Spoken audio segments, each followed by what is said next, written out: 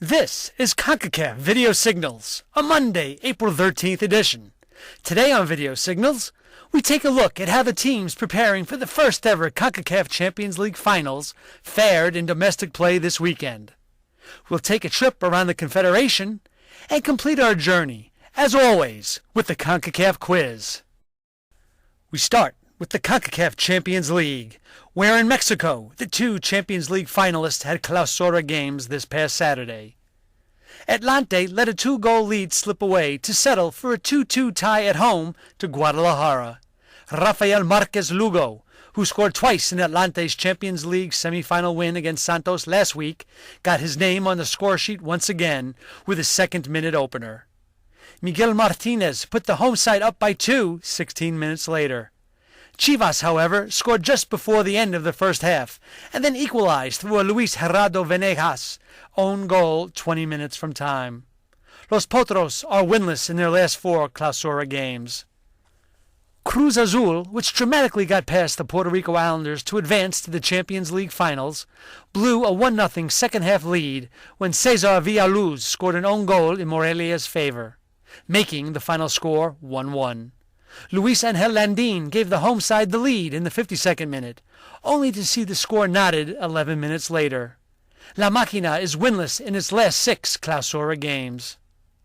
Atlante and Cruz Azul face each other in the first leg of their Champions League final on April 22nd in Mexico City at Cruz Azul's Estadio Azul, with the second leg coming 1 week later in Cancun.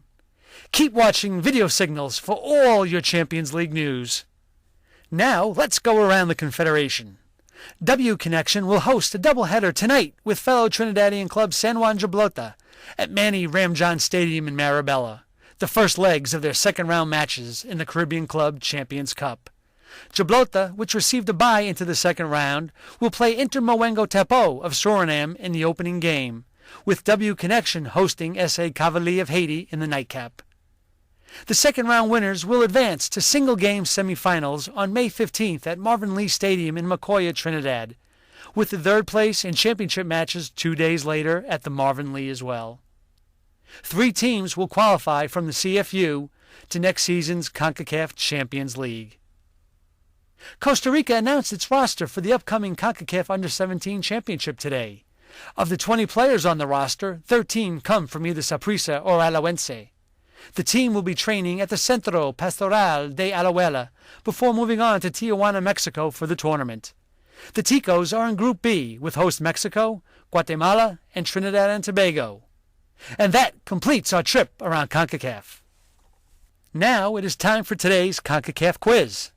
On Friday, we asked when and for how long Costa Rica's Walter Centeno played for Ajax Athens in Greece. Thanks to everyone who sent in a response. The correct answer is that Centeno played for Ajax for 1 year, the 2002-2003 season. Today's question takes us to the Trinidad and Tobago national team. Last week, Russell Latipi replaced Colombian Francisco Maturana as the national team's head coach.